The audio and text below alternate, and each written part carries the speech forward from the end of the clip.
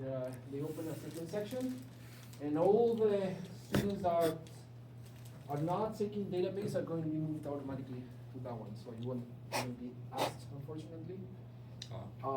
However, like I said, since I'm the same, teaching both, if we got room, it's okay. It's up to you. But the day of the exam, you gotta make sure you show up in your time because we make a full.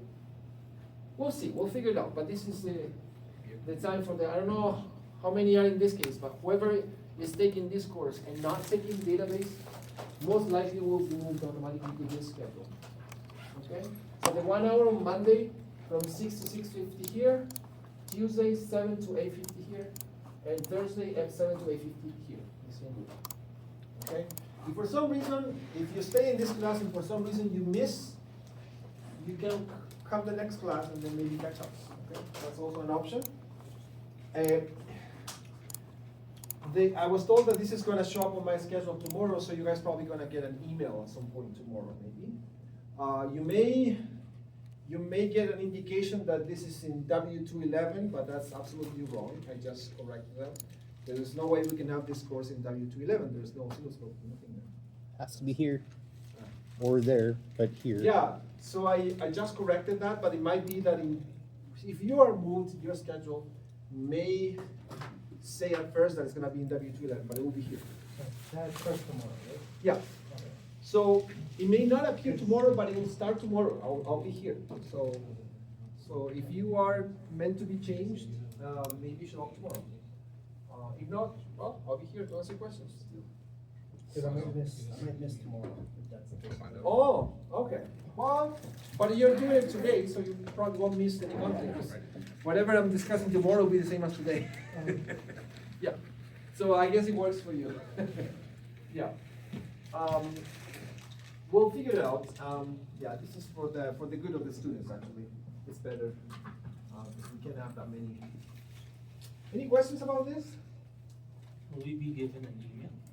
You will receive an email. The thing is that they opened the section. I don't even have the Brightspace instance yet. They pushed the section only today, so it will show up probably tomorrow. What I'm gonna do though is, since I'm teaching all the same students, I will just merge the two sections into one instance. So I don't know how it's gonna look in your end. But for me, everything I put on Brightspace is gonna be the same for everyone. So that way I don't have to worry much. And most of the stuff I have it on my site anyways. So. You can expect very soon, maybe by Friday, the first assignment. So today I wanna cover a few more things about the C language. Now, another update. Yeah, we got a lot of updates today. Boards, nuclear boards. Whoever asked me to order the board for you, I can't remember exactly. I created a team group. The boards have arrived today at my house, so they are there. So I'll bring them tomorrow. So if you want to get your board, come tomorrow and you'll get them. It's so much faster to order it yourself than through J-Wing. Yeah, it is faster. Yep, sure is. All right. Is it like come up with the money first and then you get the board, or like do I get the board first and we get to pay? Like, Cash in hand, bro. What would you do if you were me? if I were you, I'd say money up front and then I give you the board. Yeah. But Yeah. what if you want? Well, I tend not to care much about money, to be honest.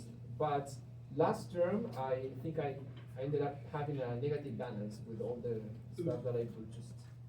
Yeah, because then I lost track, and yeah. So I can try to keep track, but Well, got some extra microcontrollers to do some projects with now. yeah.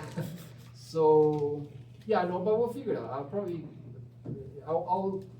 That's why I created the group. I'll keep tracking in the chat there who paid for more or not. But yeah, you can have it tomorrow.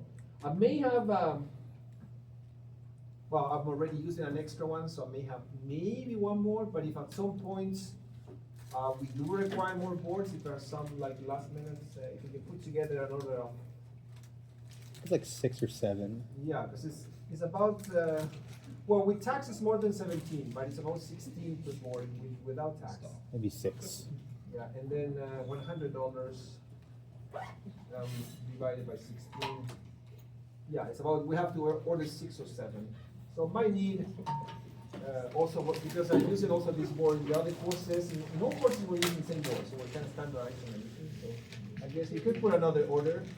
And to be honest, I feel like I got this suggestion actually from someone who took the course last term with me, and they suggested to me that I should cover a little bit of the C language first before I jump into the board, and which is, I think, is a good idea. So Oh, JP. we may delay the use of the board till next week maybe, but it's just that I wanted to give you guys the basics of C. But today, I'm gonna ask you to do some stuff on your own, because you need to get your hands on the codes. So yeah, be ready to get to work on your computers, okay? Any questions? So about this strike, Oh, everything, I'll put it here. What is it? Nate, the site you need to go to the site. Nate, NASA stuff? No, NASA. Or Nate I stuff. believe they'll come to a decision tomorrow. They were going over today and tomorrow. At least that's what the news said. I forgot the name of the site, but I'll put it here. Yeah, Nate Academic, it's natefaculty.ca, so I'll put it here.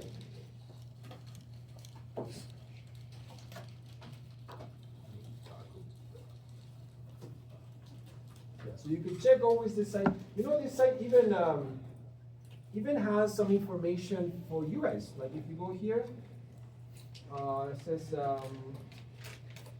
student frequently asked questions. You can go in here and okay, get some information. So all the official information will be there. I cannot say more, right? Yeah, so you have to go through that. And in any case, if for some reason something happens and I don't, I lose access to Brightspace, oh no. I would put in most of my stuff here, but the problem is in this site, I don't think we have, yeah, you have email and contact information. Maybe I should add here my personal email or something extra. I'll see what I can do, okay? In case you need something like very urgent. Maybe $1 a minute for tips and tricks. Yeah. Yeah, so, but it's okay, we'll figure it out. All right. Any questions? Before we go to the nuclear repositories, I want to continue a little bit with the C language. Remember, you can practice the C language in any actual compiler, and I really encourage you to do so. We need to get practice. Go ahead. The compiler that you had suggested has an issue with reading in Yes. because it'll time out. So you may want to just look up on Google for a different online compiler that can handle and I think user input. I found one. Yeah, that one doesn't take inputs. Yeah, it doesn't. Yeah. Because the thing is, that's running on a server. Yeah, so it doesn't have. And honestly, at this point, I would say let's try to get familiarized with Sanger Embedded Studio, but we can find a way if you are, if you really want to try. And also, I can, if you want to try something on the desktop computer, I guess you could download code blocks. I can put more stuff, but I see no reason actually for doing that. If we're just moving into embedded, we should get just familiarized with the IDE. Okay? And that is what I'm going to do now. I'm going to demonstrate. You are welcome to follow along if you want on your computer, assuming that you already have Sega Embedded Studio installed. Now, there's so much going on this time. Probably I should type this.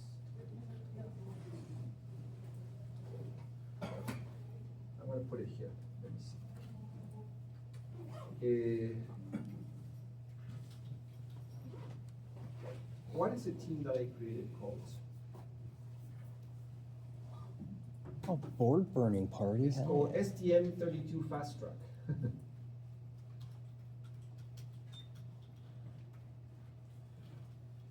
Here's the thing.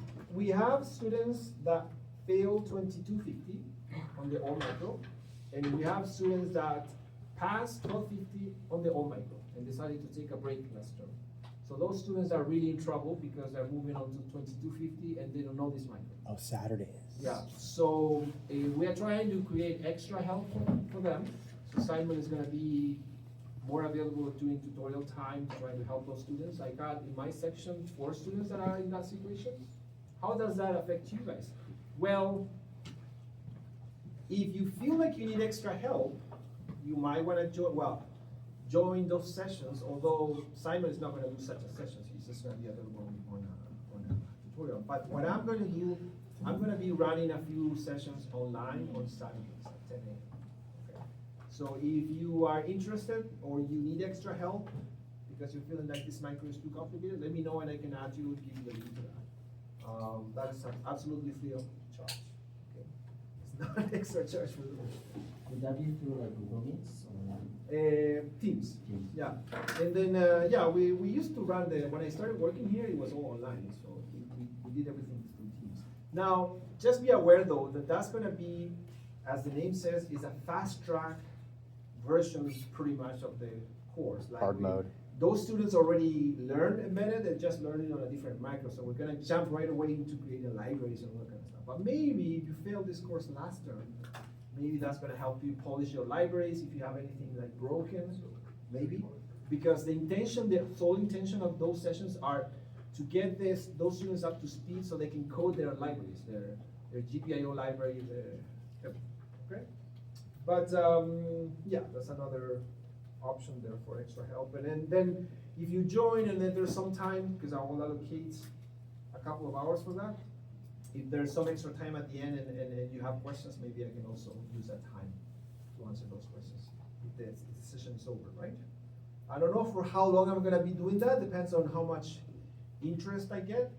I'm doing it for the sake of the students, right? And then if they're not interested, then what else can you do? All right, so feel free to send me a message if you want to join that, because I created a team, so I'm probably gonna hold the meeting there, but I think I can send the link of the team. All right, like I said, before doing the GitHub repository, see that we want this. We should continue with the C language a little bit, but before that, I'm going to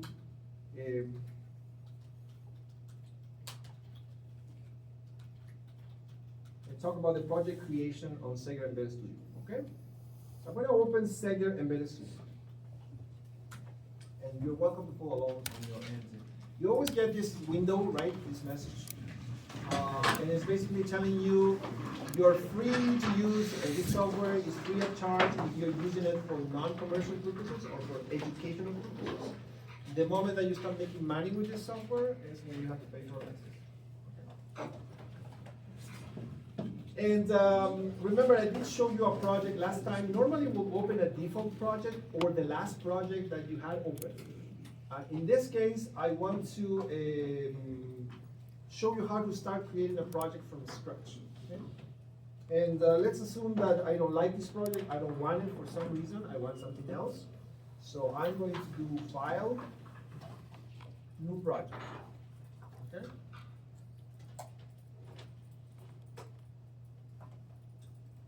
And I say create a project in a new solution. Why do I say that? Because I don't know if I mentioned this, but in this course, we're going to stick to one solution, one project.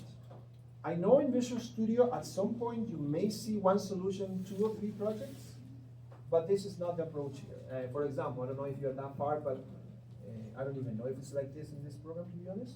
But the people that do web development in C# or something like that, or backends, normally they have 3 projects in the solution. They have the front-end project, the data access layer, the back-end project. So that 3 different projects. That's not the case here. One solution, one project, okay? So I always say, when I want to create a new project, I never add it to the existing solution, but I create the project in a new solution, okay? So I select that. And here comes the first trouble, because this IDE supports many, many different microcontrollers, and we need to make sure we choose the proper family. Even though, if we're just going to work with this on simulator mode without a board, when we create a new project, we still have to select the target, okay? And why not doing it right on the first place, so we can get progress. If in your setup you don't see, does anybody not see the SD? package Okay. manager. If you don't see the ST, you need to go to the package manager and search for ST. And in ST, very carefully, look for the STM32G0 package. So the closest I can get to that is G4 because my G0 packet is already installed. But look for yours that says STM32G0XX. Now, I'm gonna write it down on the board. I'm gonna write it on the board once, and then you should be able to find this information. And again, if you're ever confused, you go to my site, all the relevant notes are there. You go to 1250, and it says here, Nucleo G0BR, this is the lesson that was meant for today, right? So you click on this one, and it even tells you that this is the development board, and this is the microcontroller inside the development board. Okay? So one thing, and it's important to make that precision. This thing that you see here is not a microcontroller. This is a development board. What's inside there, that is a microcontroller. Okay? That's the difference. So that's why we got two things. So our micro in particular is the STM32G0B1, B1, that's 30. B1 RT. Okay?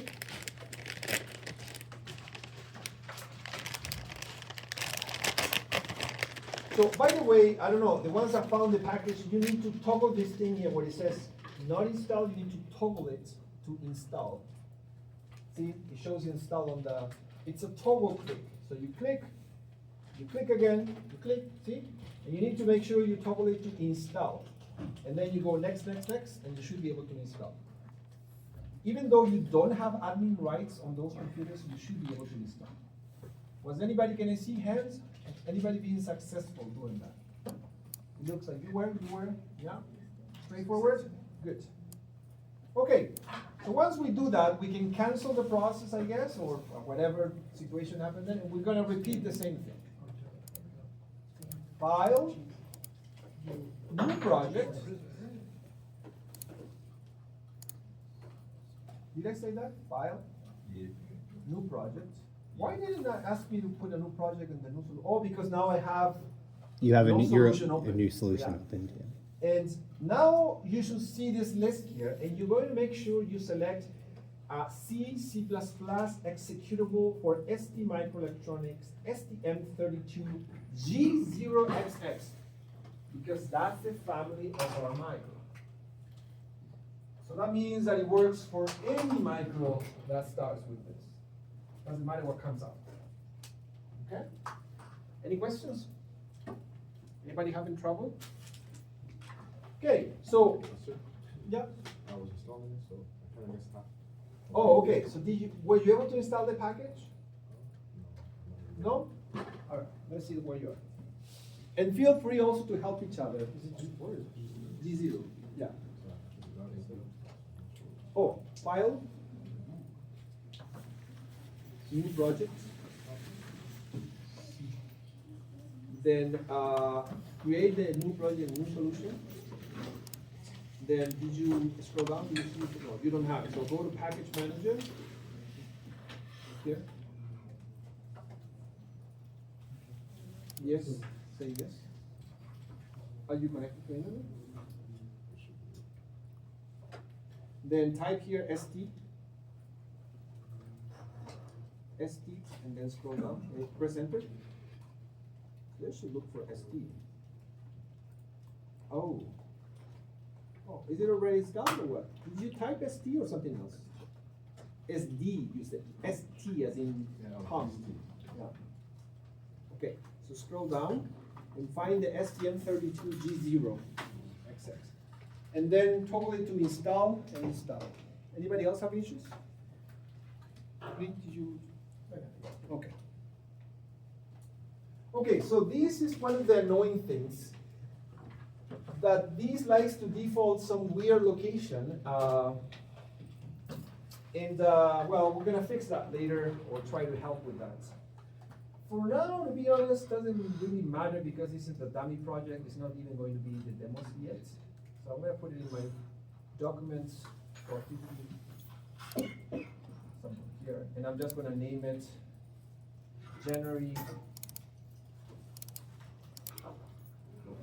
Not executable, that's a terrible name for it. January 14, demo 1. Then I say next, int. See, the target processor, the first thing on the top, is the actual microcontroller that is going to be the target. Our microcontroller is the STM32G0B1RE, but here it says RET. Well, we're lucky enough that this one is the one that we need, okay? But don't take that for granted. Before we had to change this, when you double click on the target, we have to type the actual series of the micro here and select it. But right now, for now, you can leave that one as is. I will show you later why is the RET and not something else, because our name there says only up to RE, so how do we know it's a T? In fact, if you type that,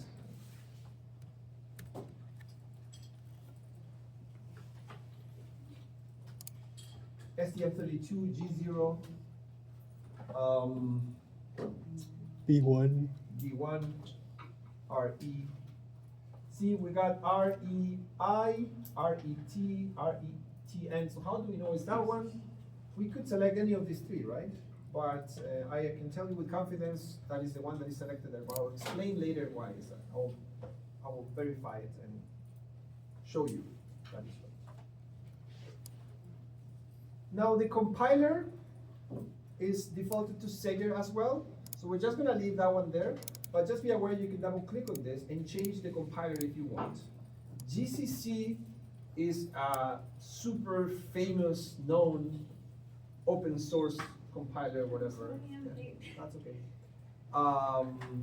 that's okay. It's been there forever, but it's free, whereas Sager is a professional compiler, so it should be more optimized for what we're doing. At the end of the day, it's not gonna matter much. Everything else should be left at default, actually, okay? We just go next.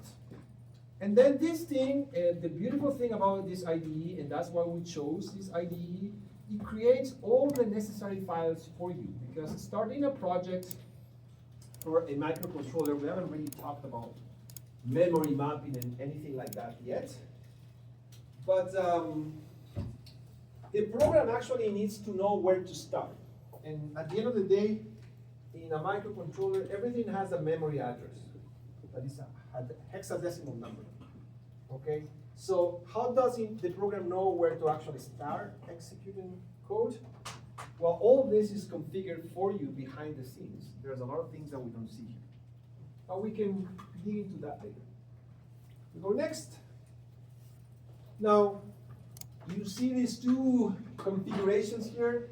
It's very common in any software development, IDE, whatever, that you have the debug and the release version. So we're gonna use both, but normally when you're working on a project, you work on debug mode, whereas when you are going to release the final solution, then you just go in release and that one cannot be changed. It's the same as in Visual Studio, and it's fully optimized and all that.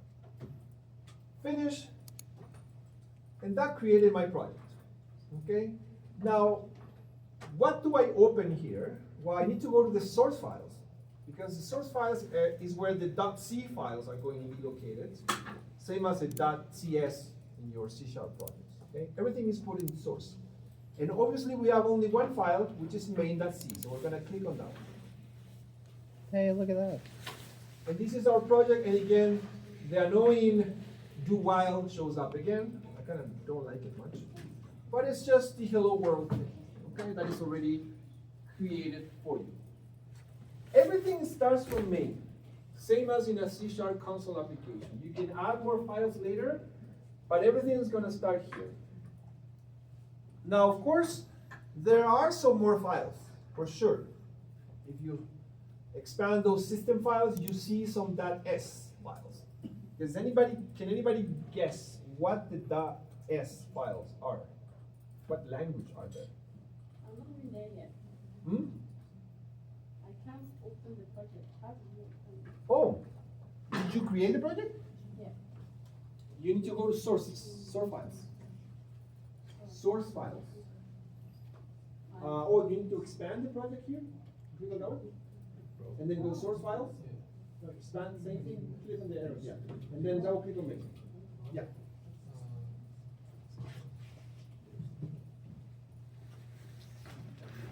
Okay. So can anybody guess what the .s files are in terms of what language are those? Those are definitely not C language, because if they were C language, they will be .c. Then they're .s. Where are they? Anybody curious of opening one of those files? Why not? Why not? Go ahead. Nothing's gonna explode. Okay, I'll open this one, the first one. Oh, it's assembly? Yeah, that's assembly language. Oh. Okay. Now, we don't teach you assembly, and in fact, it's not very common that in the old micro course we used to teach assembly at the beginning, but that never happens anymore because now everything is so modern that you don't really need assembly. But if you were to look at the compiling process from a very close perspective, you will see your C code, which is, believe it or not, C is a high-level language. It's considered a high-level language, although no, it is high level. Oh. However, if you compare it with C sharp, obviously it's lower level than C Oh, sharp. never mind. But it's a high level language. And then you got the assembly, which is more low level. Very low. And then assembly down, you got machine code, Zeros and ones? which is what? Ones and zeros, right? Oh, twos, no. We don't have twos. Ones and zeros. Okay? So the whole compiling process, of course, we're not going to study that in this course, but it goes like from your C code into assembly instructions. Okay? And when you say that a microcontroller runs, for example, at 16 megahertz, can anybody explain to me in simple words what that means? And that's also valid for your computer at home that is 3 gigahertz or whatever. But what does 16 megahertz mean? Yes, excellent. Did everybody hear that? 16 million cycles per second. Okay? So this micro, by the way, I'm giving you information here, it runs by default at this speed. That means that it can It's do pretty slow. 16 million cycles per second. Okay? Now, can anybody guess one simple assembly instruction, how many cycles does it take? A lot. More than one, but not a lot. In average. Pick a number. 8. Yeah, it's a little bit less.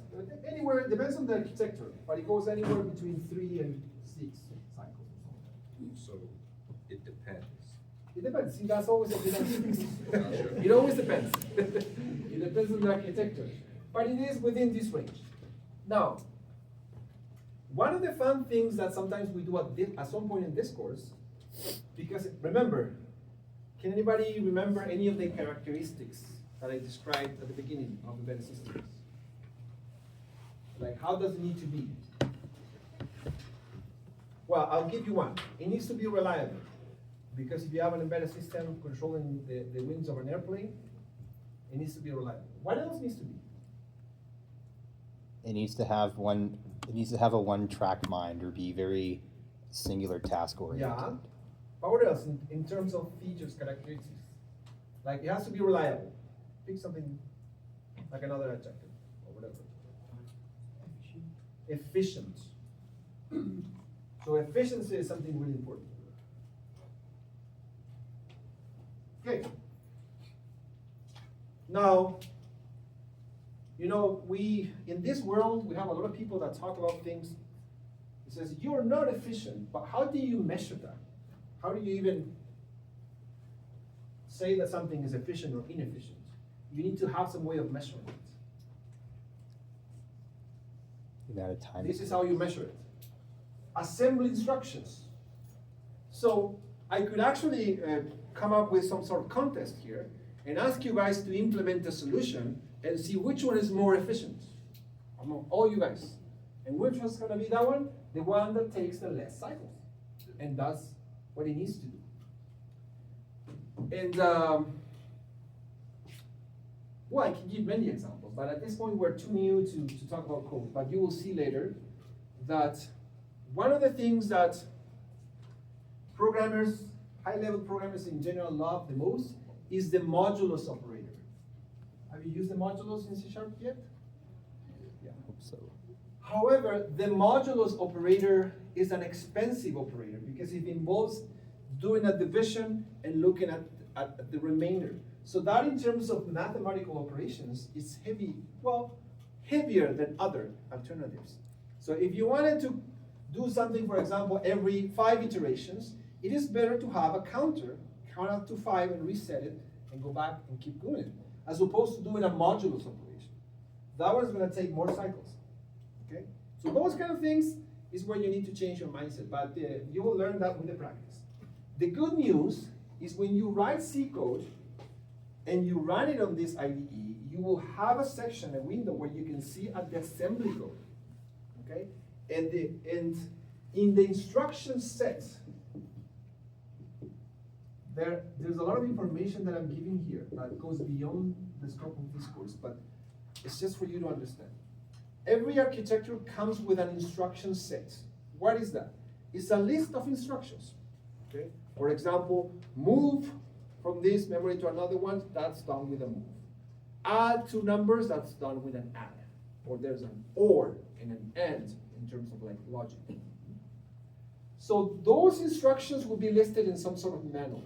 Every architecture has a set of instructions. And any C code that you write gets converted into a set of instructions. So it picks from that set and he makes up the assembly code and then ultimately gets converted into machine code, but that's going to end up in a certain amount of cycles, okay? So, why did I end up talking about the instruction set? I lost track there. Oh, you will be able to see the assembly codes, and then that way you will sort of like, and I guess if your code is being efficient or not. And you will realize that through that. Anyways, why am I bringing this up? Because these things are for sort of like, I know that nobody's going to understand what's going on here, but see, these MOV, MOVs, TST, VNE, all these are assembly instructions, okay? Something funny I saw once, somebody for the same micro, this micro, he said, hey, I did something super cool. I grabbed this assembly files and I wrote them in C because I know assembly and I know C. So that person felt like very proud that they accomplished that. But then somebody pointed out a very obvious thing. It converts it for you. So if they were written in assembly, there's gotta be a reason for it. Why didn't they just write this in C in the first place? Because all rights are reserved. Well, yeah, so most likely, since this is part of the initialization process where the micro needs to start and all that, it needs to be very quick. So it needs to be very efficient. So it needs to they need to make sure that the micro only does what it's supposed to do. And that's why they wrote these things in assembly, okay? So what I'm trying to say here, if you were able to ever write the most efficient piece of code for something, it will probably have to be in assembly, okay? Because you don't know, it depends on the compiler, how is it gonna convert it from C to assembly if it's gonna be more or less efficient. So that's the only reason why sometimes programmers will code in assembly, okay? Just because they wanna make sure that the micro does what it's supposed to do, only, nothing else, okay? By the way, does anybody know where else assembly language is used aside from microcontrollers? Any clues?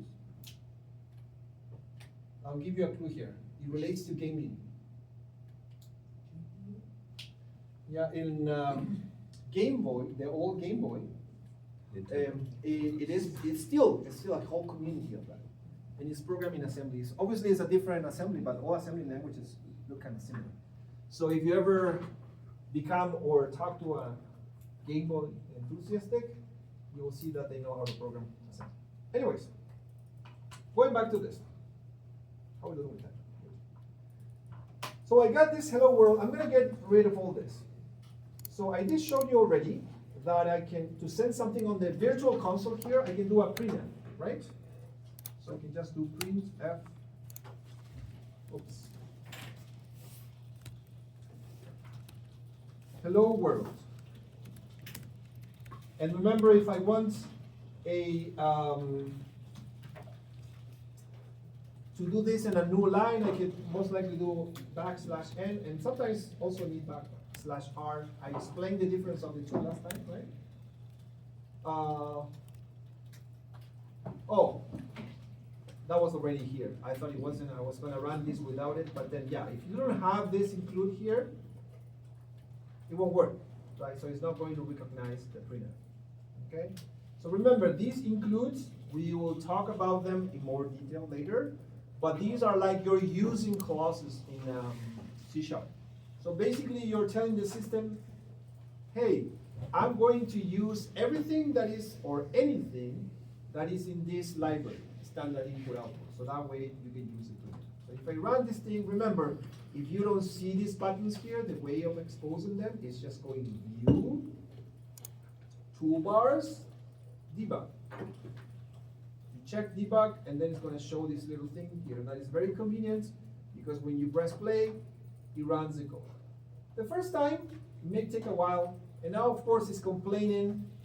Why is it complaining? Can anybody tell me? Yeah, I don't have a board connected, so it's not detecting the JLink. Okay, give me the solution to this problem. Anybody? What's the easiest solution to this? Switch to a simulator. That's actually not the easiest one. Press the play button again. Press the play button. That's the easiest way to do That's it. the second easiest. But the easiest one is connect the board. Yeah, Okay? we probably get to that. Okay, but if you don't have the board, I guess you can switch it to simulator, but like he very well pointed out, how does he know that? Because he's done it. Yes. What do you need to do then in this course? Try.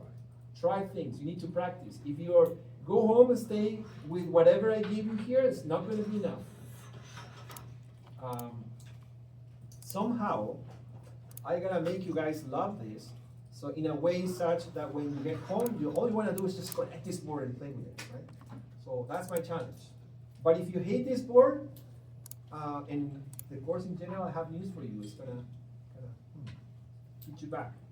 So let's try to look at it from a positive perspective, and then we can learn more, okay, by playing with it. Anyways, yeah, so I think if I do again, yeah, it will connect on simulator modes. And then I can still run it, and it will say hello world, okay? And I also showed you last time that I could do a for loop, right? Interesting. For example, int I equals 0 to a I less than, I don't know why this sentence is not working, less than, I don't know, 50? No, I just And then I, oh, you have to turn it on? there we go. The intelligence has to be turned on? Oh. Oh, okay, that's a good thing. It's not, see, it's not giving me code completion hints. Yeah, let's try to find that. Tools, options. Text editor. What was it? Editor? Program assistance or something like that? Programmer assistance. Code completion characters. I don't know what is that. Code completion replace existing. Code completion suggestion. No, that's it. Code completion with word. He says no. Would we change this to yes? What does that do? Oh, we're about to find out. The display code completion suggestions, yes. It's a small, it's changed. Yeah, I don't know, there's something we're gonna play with the settings here for it to make it be a bit more intelligent. But anyways, how do I add so I can display the eye here? What do I need? We were talking about it last class. Percentage D, that's a placeholder, a format specifier, right? And then at the end I put a comma and I say I, so that's going to display the I, okay? Oh, no, that's correct. So if I run this again, well, I don't have the board, I'm just being lazy because I have the board here. And now I did it 49 times because it's a strict less than 50, right? It goes from 0 to 50. Okay. So, I want you now to do this exercise. Well, one thing I probably forgot. Let's go to the options here. And if we go to printf, scanf, let's make sure we say floating point suggested, yes. Let's enable all these things, floats. And with precision, also yes, because we might want to specify how many digits we want to display something. And scanf supported, yes as well. And floating point suggested, guys, this is also yes.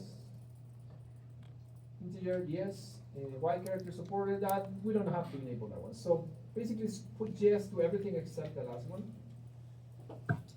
And remember these settings because this is important and it's not only for this virtual console. So that was tools, options, print scan F.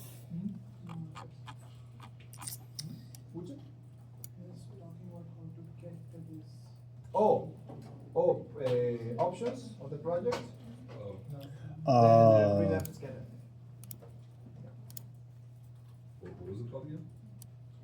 Right click on the project, options, Yeah. and then printf, scanf. So you have to enable all those things. The defaults for this micro are the worst. So we want to enable everything except the last one, Y characters. Or if you want, you can enable that one as well. Because we're going to take a break now. We're going to take a 10-minute break. But when you come back, I want you guys to do the following. I want your program to say, hello, what is your name? And then, guess what? You enter your name, and the program comes back to you and say, hello, John, or whatever your name is. Okay? Right. Now, I haven't told you how to receive input from the virtual console, right? But that's why I want you to research, and then I'll explain it to you once you research it on your own. Because here's the thing. You cannot expect that I teach you the entire C language because we don't have time for that. So there are things that you're going to have to research on your own. Okay? So, if you want, you can take a 10-minute break, and then when we come back, you're going to work on this little task, okay? And you can work in groups, you can help each other. This is just formative activities, so there's no need to work